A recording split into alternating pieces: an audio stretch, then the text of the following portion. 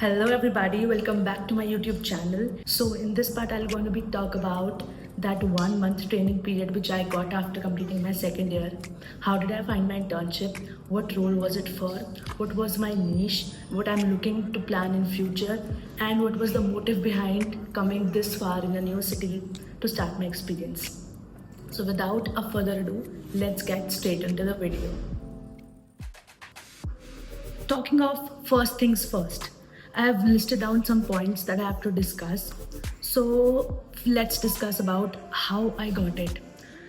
First thing that was in my mind before knowing that I'll be getting a month to get this internship done, I thought that what is my niche, what skills do I have right now, and what is the possibility of finding an internship on my own without any referral, without any known person, or without any parents, friends, or something.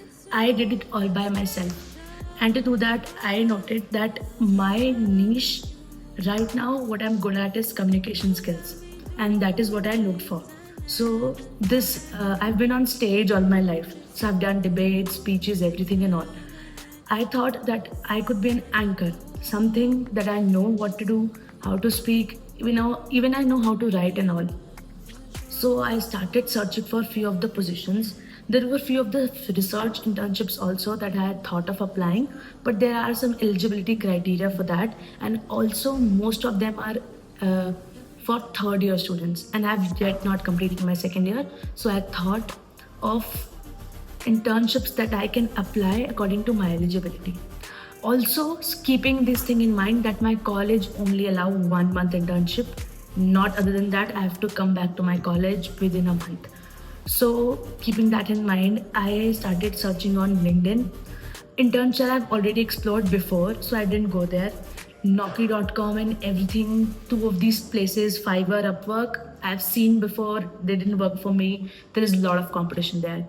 LinkedIn I've been active on, and I thought of searching there. So applied.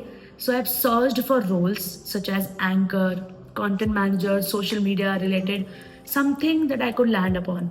And keeping the city thing in mind, I always wanted to work in a tier one city that could give me a full exposure of a corporate life, the city life, exploring a new place. By my previous vlogs, you must be knowing I love to travel and go to new places, new colleges. So keeping this internship thing as an advantage, a benefit to go to a new city, I thought of applying to a tier one city. The cities that I had in my mind were very clear. Delhi, Gurgaon, Noida atmosphere, I already knew how things are like. Although I haven't worked, but my relatives, my friends, and everybody, my seniors are working there. I wanted to go somewhere different. Then I thought of Bangalore, Mumbai, Pune, and Hyderabad. These were the places that I thought that I would love to work to, rest, leaving things on the future that let's see what happens. So I filtered on LinkedIn, specifically few jobs for Mumbai, few jobs for Hyderabad, because Bangalore it was only showing 3 months or 6 months. So I thought that I cannot go to for 3 or 6 months to that place now, because in my eighth semester I'm getting in fact 5 months to work either in Bangalore or anywhere else. But right now I only have 1 month. So I could have not applied because they had already listed the time duration. Also, most of the places you need to submit your resume. Coding, I am not at all interested in. I know C, C++, but I am not interested in all of this. So I haven't gained such skills to put in my resume so that I can upload and get selected. So neither search for tech jobs. I could only apply to places that have something to show or something to show them that I have this skill, I can work on this role. So Bangalore wasn't working because of timelines, and then there are other reasons also. I don't remember applying anywhere in Bangalore. I applied to 1-2 in Mumbai and 2-3 in Hyderabad. So there was this similar companies called Narayana Infra and Pudami Builders, almost the similar legal logo, and they are real estate companies. They were looking for anchors, both internship, part-time, full-time, and they did not define the time period they were looking for, but because it was written internship, so I thought, yeah, I can apply. So I applied to that, and there were a list of questions that they asked. What's your current package? And like I was already earning in my previous college internship which I was doing. So wrote that, and how many experience of anchoring do you have? Then your LinkedIn link already goes to them because they review your whole profile. Also, they ask about your experience, what are you doing currently, can you relocate to the city? So basically, this was in Hyderabad, so they wanted me to relocate. Yes, I filled the form because I knew I have to relocate and I wanted to do that. That's why I was only searching for these cities. You must be thinking that why didn't I look for an internship in electronics and communication when I'm studying that engineering course? First thing, I've just completed second year. We barely studied few subjects which are not even considered in the actual industry field. We just studied the basic subjects core. So that on that basis, it's difficult to get that in electronics and communication internship offline in a new city, in a specific government sector or a company or something.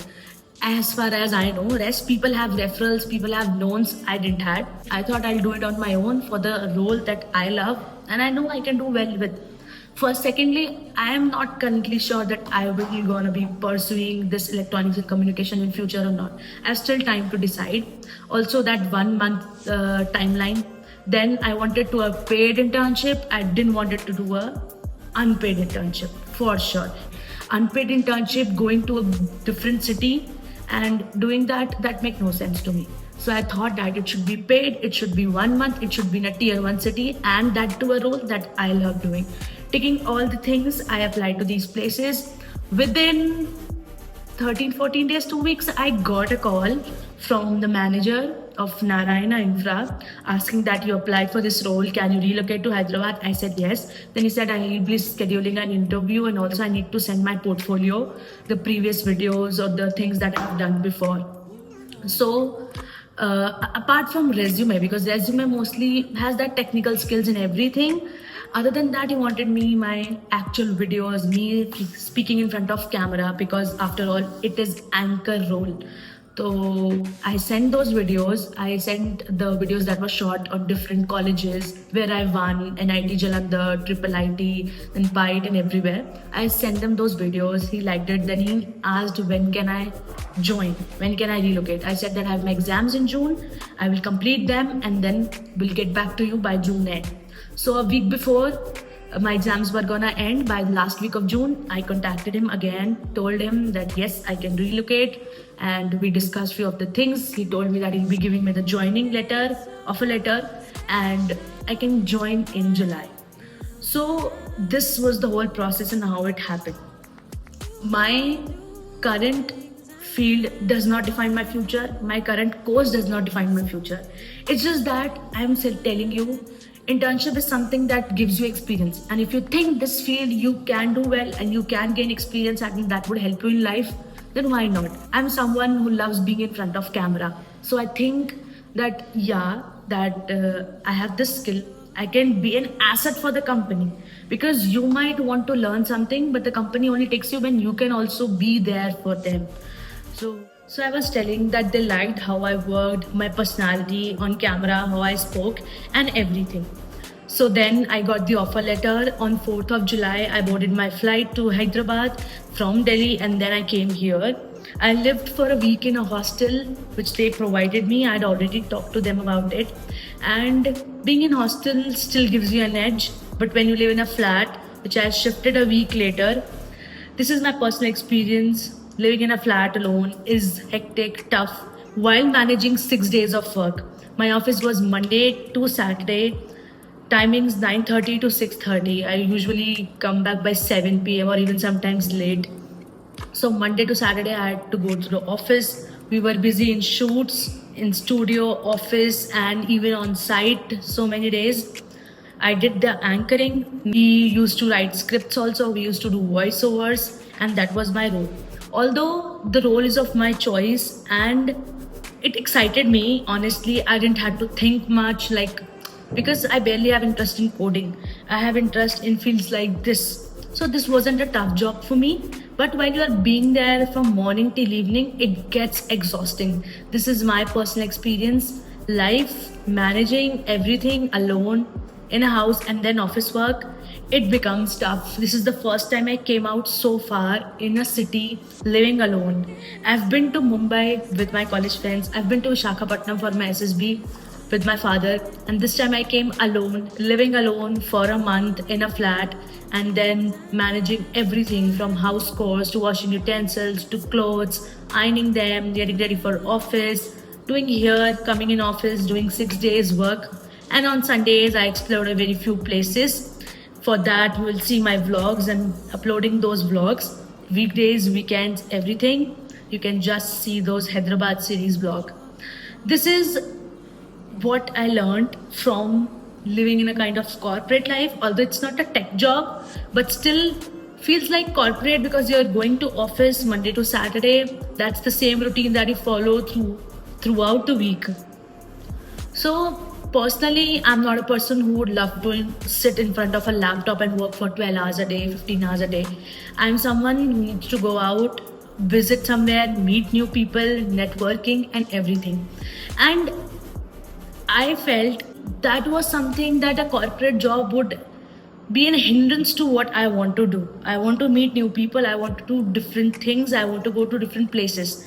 And while you are stuck in a job, you can't do that. You, Monday to Saturday are going to office. 26 days out of 30 you are maintaining the same routine. Waking up, getting ready, making your breakfast, getting ready for lunch and then taking it to office, doing work, completing your work, logging out, coming back, doing house chores, having your dinner, just figuring out things, then what to do next day. And that's all. And that's how your month goes by.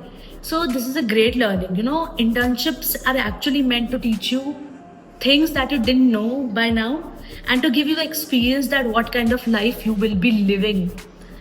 People get to experience this life going in a tier 1 city by the end of their graduation or engineering when they are 22. I'm not even 20, though I got this experience early, which I'm grateful for. I literally asked, you won't believe, I manifested.